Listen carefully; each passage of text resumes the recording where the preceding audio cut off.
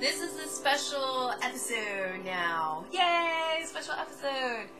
CutieRoo coming on, giving you a special episode of Never Alone. I thought, you know, hey, beat the whole entire game, and then I'm going to show you some of the cultural insights because I think it's important to know what this game has done in order to show you this culture.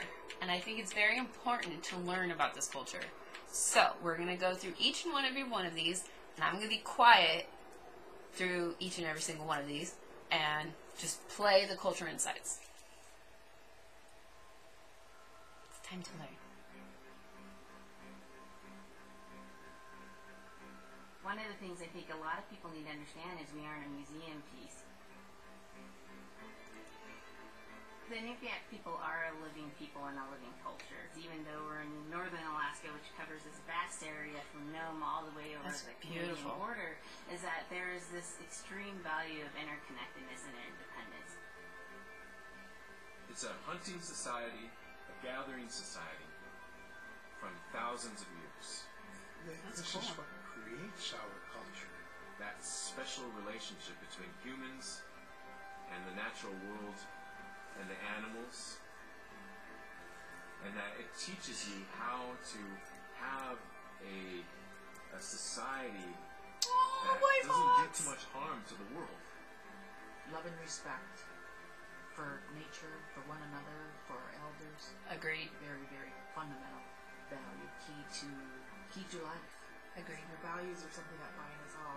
The importance of sharing with one another. The importance of spirituality. And the connection to the land. Our traditions. How we hunt. Sharing of stories and songs and dances.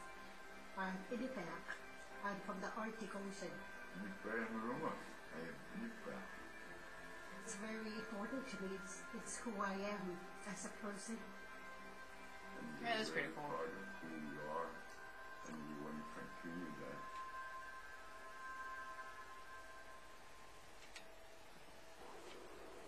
Coda, you're gonna sleep. Sleep, my child. Sleep. Well, there's one. Two. Second one.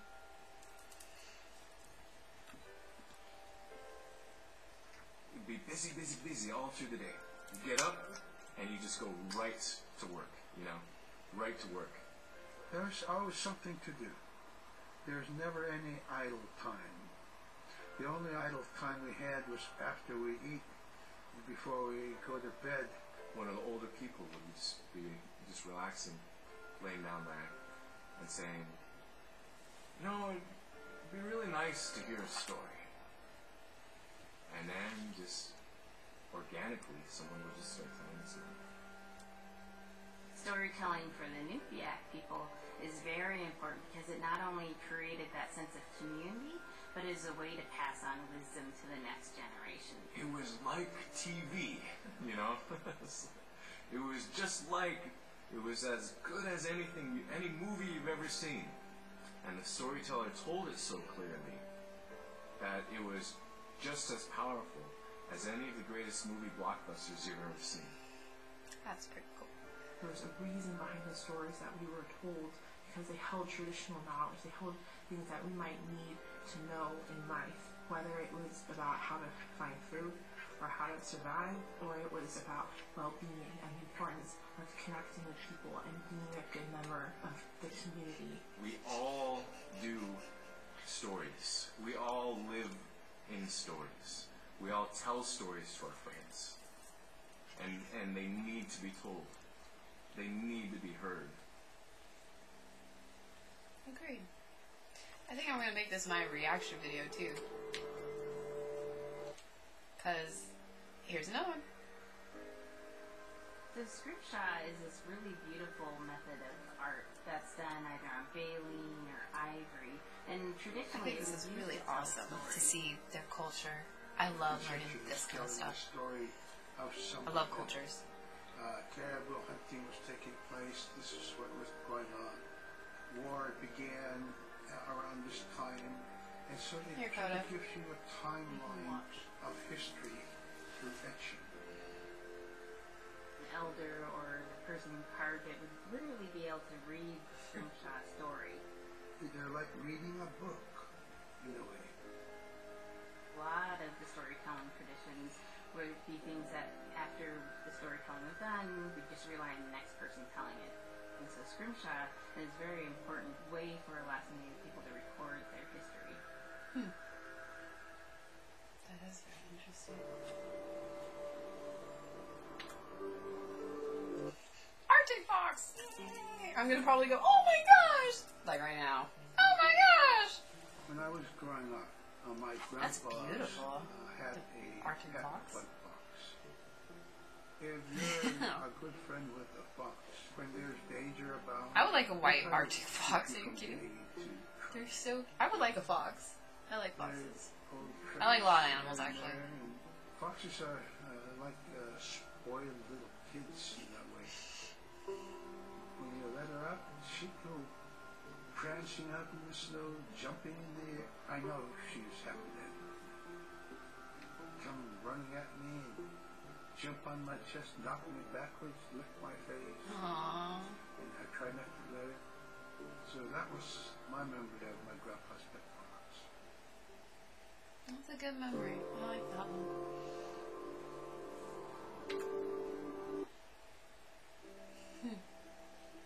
Now they're clothing. CutieRoo was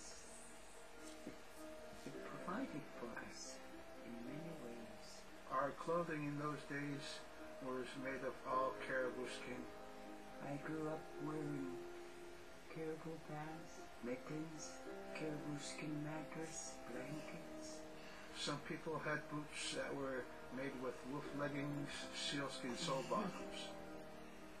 Bedding was shaved to make insoles. They kept us quite dry and warm as well.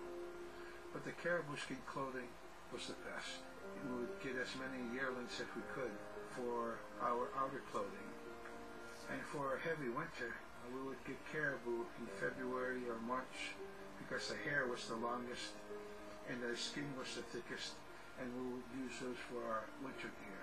With that stuff on, you could sleep outside in 50 below and they wouldn't bother you up They there. seem so calm. In their videos, they're so calm. It's intense.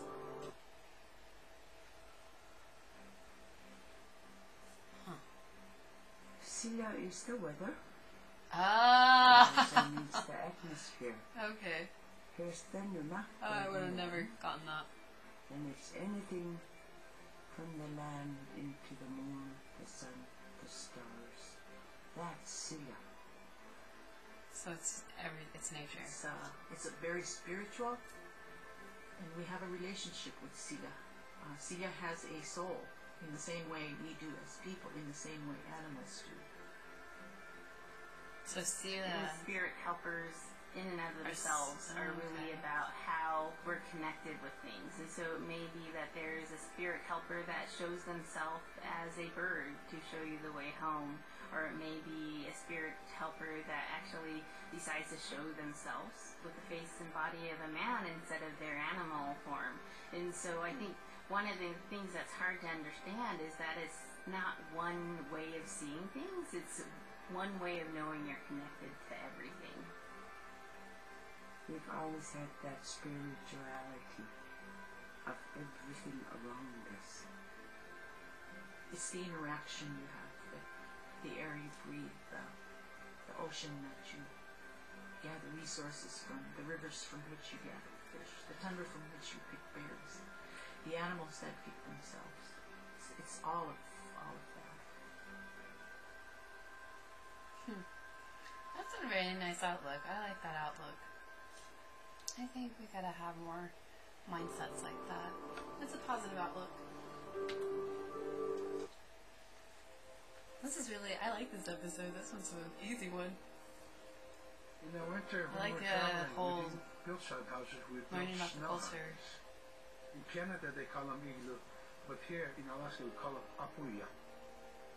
We'd do a day of travel, and then we'd make an apuya. The next day, my father would set traps, spend the day there, rest the dogs, give them something to eat, and then the following day, we continue to the next place. We'd go to my dad's sister, who had a house at Dubai. They had a small cat sad snores house. pretty loudly. We didn't have to do anything. We It always trips visit me with out. them, and my dad and my sister were glad to see each other, and they'd talk away while us kids played outside or go to sleep. By the time we get back to our home, my father would leave us with our aunt or with my grandmother, and then he'd start on his trips and go check his trap line. We were not into 85 kind of time, you know. We're in a totally different kind. We're in ecological time.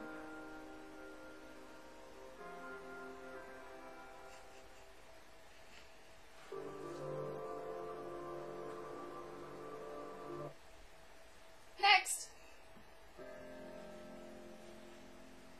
Drum is something that's common to all cultures in Alaska. All cultures have a drum that may have some stylistic differences or differences in materials that's made, but it's still a recognition of life and vitality, and the drum mirrors the heartbeat, and when you continue drumming soon it will be in line with your heartbeat. That's what it's supposed to be, the heartbeat of the community, and it symbolizes vitality. And it's the most tremendous feeling to be in a room and to have one long row of all the drummers and to have that feeling of unity, everyone beating in harmony, the drum beat in unison. It's the most beautiful feeling. And to know that you're connected, you're on the land that you are connected to. Even if you grew up outside of the community, that which is in you comes from this area. And it's the greatest feeling.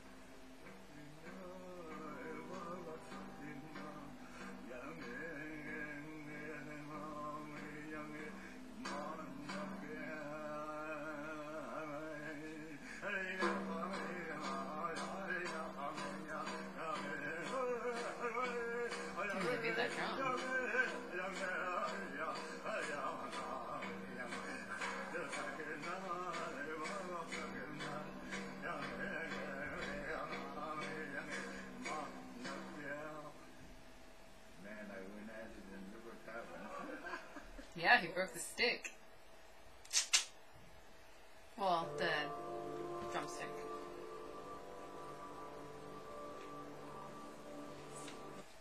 Next one. Little people. Oh. They're just like other people. They just happen to be very small and extremely strong. These are stories that are common throughout Alaskans. Normally the people are in size from your elbow to the tips of your fingers, and they possess superhuman strength. So they may be tiny, but they can carry a whole caribou. And if you go up north and you talk to a number of the people in the community, they'll talk about having seen the little people. There's a place at home that we know, but we don't profess it to anybody. But it's not like the boogeyman. They can be mischievous, they can be ornery, or they can be helpers. And every now and then, we might have the opportunity to see them, especially if they want us to see them. The fact that it's across Alaska really tells you something about our history and how we interacted with nature around us. I like this. I like it a lot. Okay, I'm sorry. I think it's a cool weapon, the bola, but it's what we call kilimika.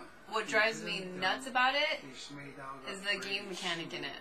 tied down to It's some kind of hard to do heavy it. bone that you could twirl. In my case, we're catching ducks. When we're out whaling, sometimes the ducks start flying, and they're good for duck hunting. You know, if you're a whaling crew, you can't make too much noise, so you can't use a shotgun for getting some duck soup handy, you know. So bolo was a really handy weapon to use for catching ducks. When the ducks fly in, you throw it up and dangles up the bird, and down they go. It is a cool weapon. Never seen anything like it, but at the same time, in the game, it's different to play. The scariest I've ever been, I was 12 years old.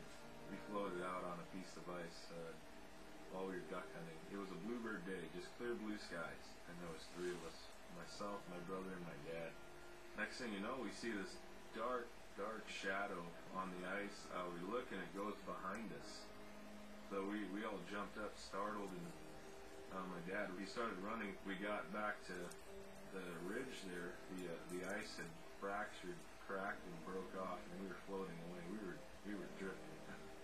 It was close enough to where my dad would have made it. He stopped and he thought about throwing us across, and if one of us was on the other side, we would be split up. So he stopped, and he just so happened to have a cell phone on him.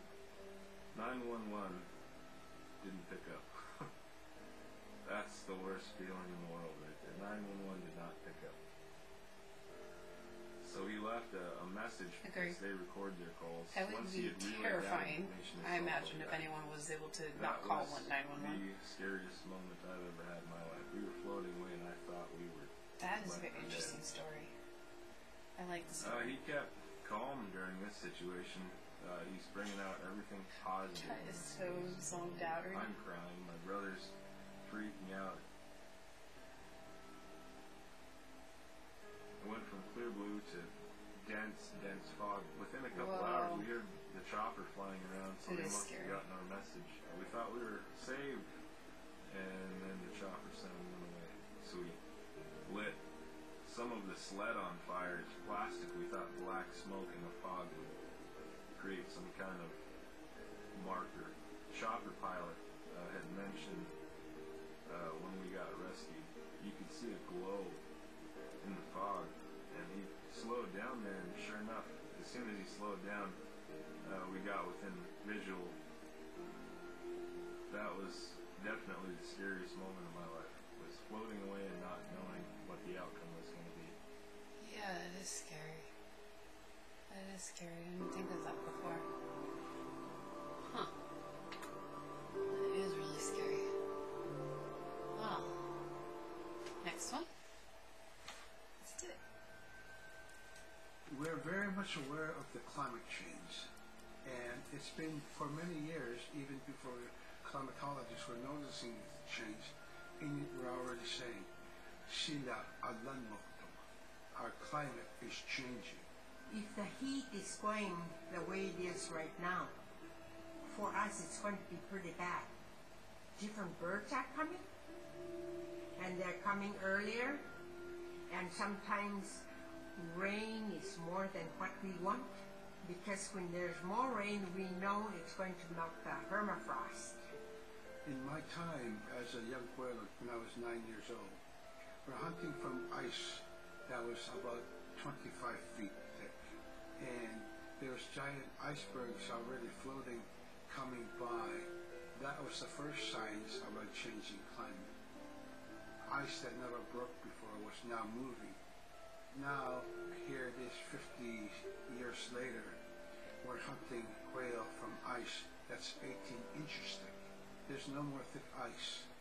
It's creating a malfunction in our whaling season, is what it is. Actually, more than that, all seasons in general. I think we are more scientists than more people will realize. They are. We have more knowledge of those things than people will ever know. Interesting. That's very sad.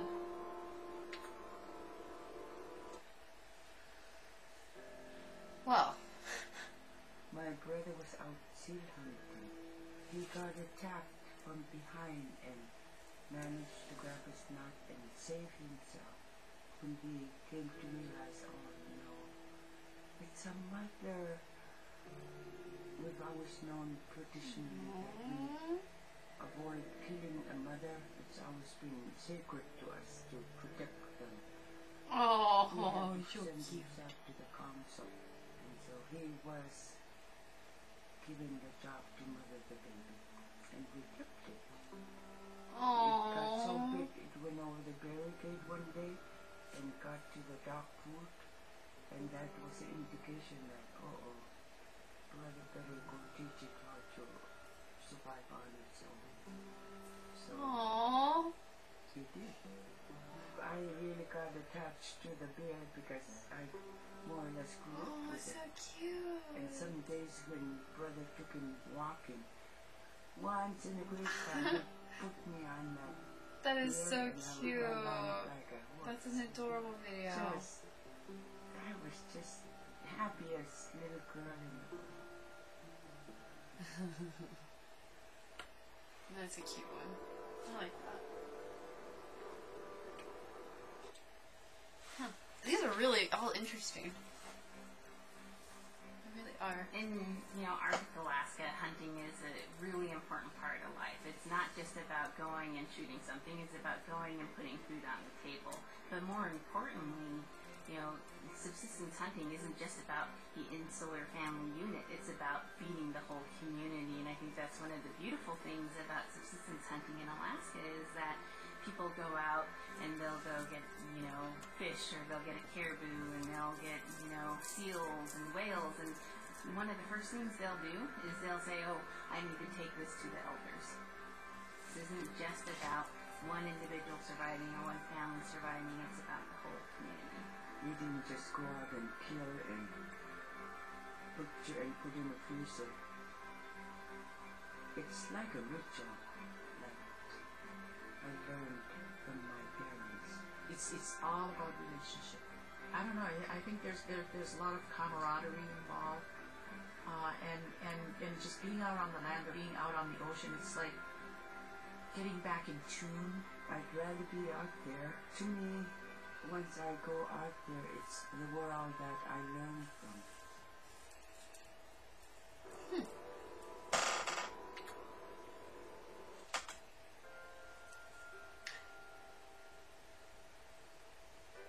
I really think all these videos have very impacting messages. You get very intimate with the world.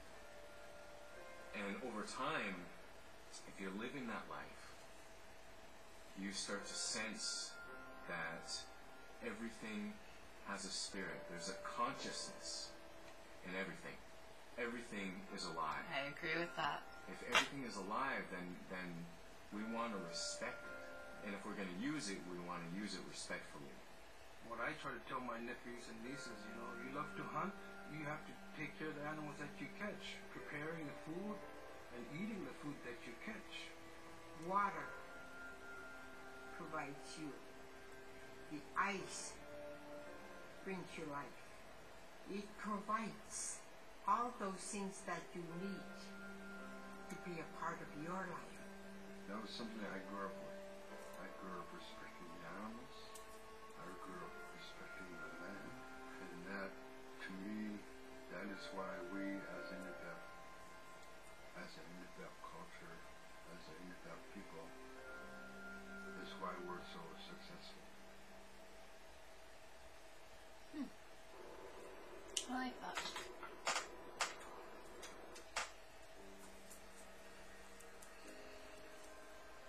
I think most central to the ideology of the Inupiat is the idea of sharing. Being able to feed the community, feed others. That's why we hunt. I like everybody's like having pieces for catching fish. That's what you and there were girls too. The sharing like is that. important because I like that a lot. how the community survives together collectively. Which is good. That's how I grew up. That's the way I'm always going to be. Because of who we are, we always think about other people first. If our people didn't share in the old days, we wouldn't have survived in this harsh, climate, environment.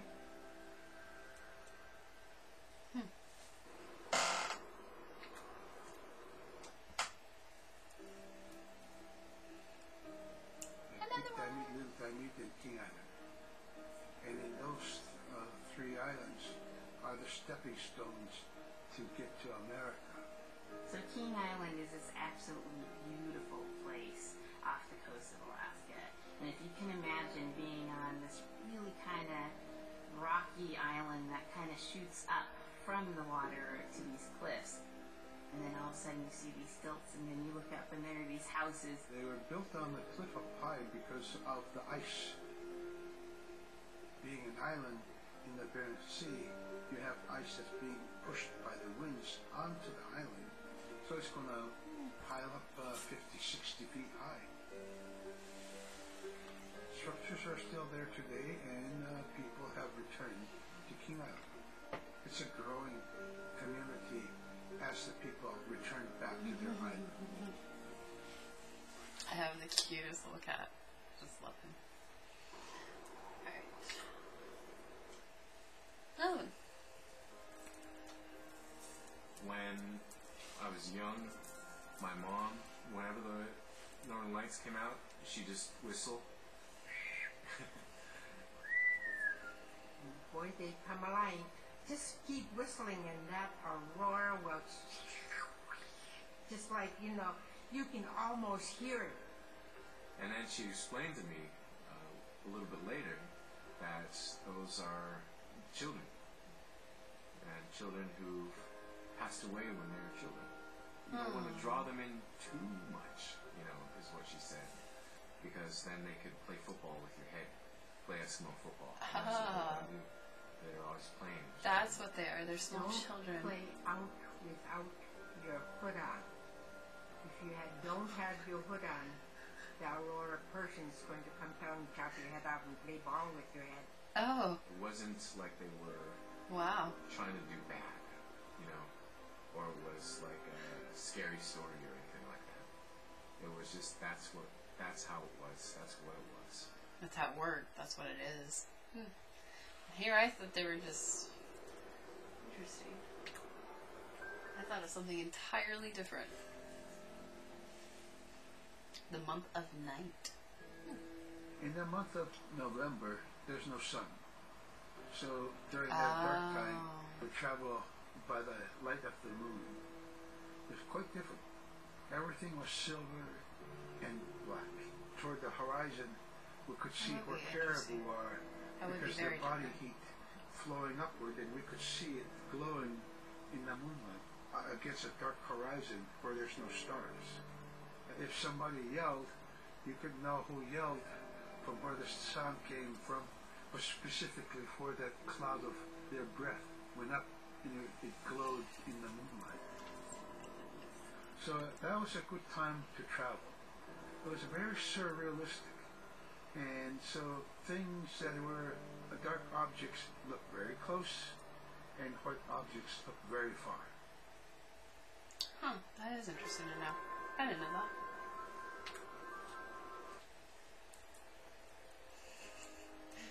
Animal spirits. Yay! We are taught that there's no hierarchy. It's not everything else, and then man, you know, humans on top, and they're separate from everything. I actually really can like relate to this culture when it comes to my beliefs. Everything that they're saying right now, it all makes sense to me, because that's what I think. This is how I think. Have just as much that's this world is, or more intelligence. You know, in fact, have a lot to teach people. And so that's how these transformations can happen. It's if the animal wants you to see it in its human form. There's a story where a man comes up to an ice hole, and then realizes there's another man in his parka that's got stuck in the net, you know, and he's just stuck like that. Oh, can you let me out? Please help me, you know. And so then he lets the man out, but then realizes that was actually a seal. That was a seal man. And just because that seal wanted that help, that seal allowed itself to be seen in human form.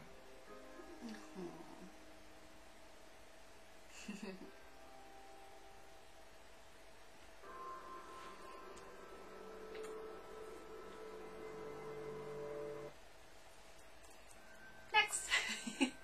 This is gonna probably might be able to cut this special episode into two. And we have Atik, who is our name that has been passed down to us over the generations. The spirit of our Atik lives on so long as man remembers that name. It would be hard to describe what happens after death. The feeling is that when our Aneganek returns to Sila, then that may be reborn is passed on to a new child who can then retain some of the memories of the original name. And so it's not uncommon for grown-ups or adults to meet a child who has the same name maybe as their grandmother and say, "Hi, Akka," which means grandma, "Hi, Akka," or "Hi, little mom," or "Hi, little dad," because it's the traditional belief that the soul, is continuing on. Humans are renewed and replenished over time, just like our plants. Every year flowers are born and bloom and they die. Next year they are born again. Interesting.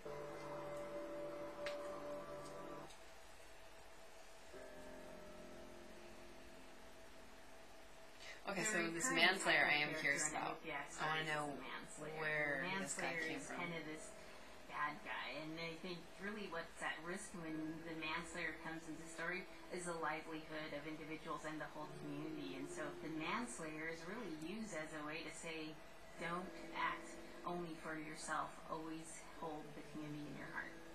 Oftentimes in these stories, there is one person that will stand up. And what this humble person will represent, who faces that manslayer, is a return to order, a return to true living in the community. And it just takes that one person. It could just be that one person that can help to change everything. Because everyone wants to live a good life. Everyone wants to have a good community.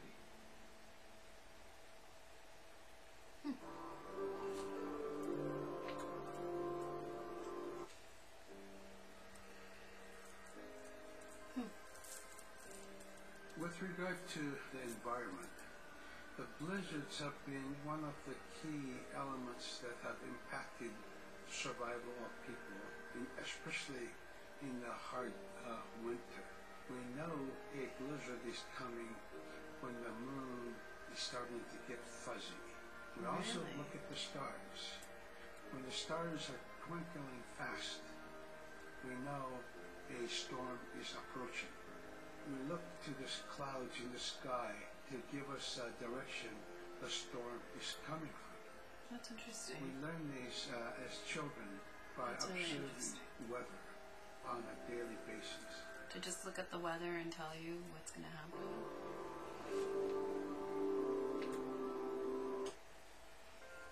This is our last video. With the story of Canuck Sayuka, told by Robert Cleveland. Canuck Sayuka. Canuck It's Sayuka. a masterwork. It's a well-known story among the Inupiaq people. And in our case, sounds so calm. producing a video when you listen to their that voices, really they're so reflects calm. indigenous heritage. They don't really... It captures the imagination, and it's something that you have a very specific kind of task to do. If there's a blizzard, and it is just a non-stop blizzard that is overpowering the people, and there's one man that wants to figure it out. And in our case of the story, it's a girl that wants to find the source of that blizzard. The blizzard man, it's like that is the physical embodiment of an element of nature. And so there's a person that needs to go up and take away that adze, that's chipping away that snow. In that community, I feel like I need to replay this game again. Expected is the one who stands up and makes the difference. Humility is very spiritual, something that we value, and where that comes from is the idea that you are not the biggest thing in the world. When you live in an extreme environment like where the Inuit reside, you're at the whim of the environment, of the climate, of the animals. You can be as prepared as you can, by learning from your elders that you're not the biggest force in the world.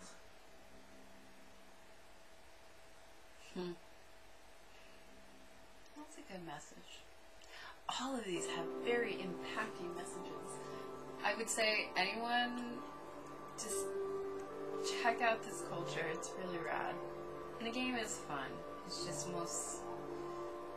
mostly You just have to play in a certain way in order to enjoy it further. So here's all the artifacts that I received throughout my gameplay.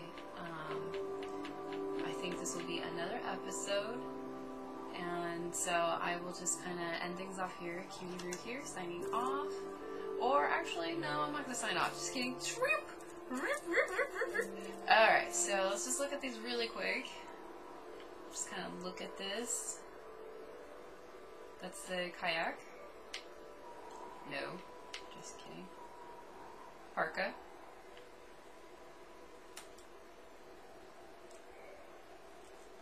So, headdress.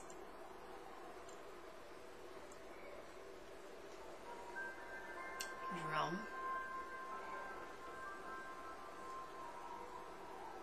Ceiling stool. Paddle. Woman's knife. Harpoon. Ice scratcher. That looks wicked. Bola.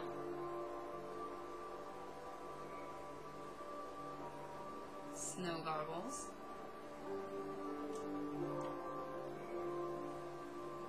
And the sled.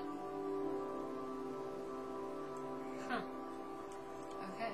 Well then, this is the conclusion to the whole Never Alone series. I hope you guys and gals and animals and spirits, because of what we learned in this episode, the past 2 episodes of my special episodes, through all the videos that we've watched. I hope you all enjoyed, and then I will be bringing you another Let's Play, maybe that I am not as frustrated or salty in. So yes, I am the cutest of salts though. It happens. Alright, well then, you all will take care. I'm signing off, and I'll see you next time. CutieRoo from London Gamers, and Dreadnought and Supersonic. Check out this game, or just check out the special videos to learn about this culture. It's really cool. I think it's awesome. And I'm going to show you something really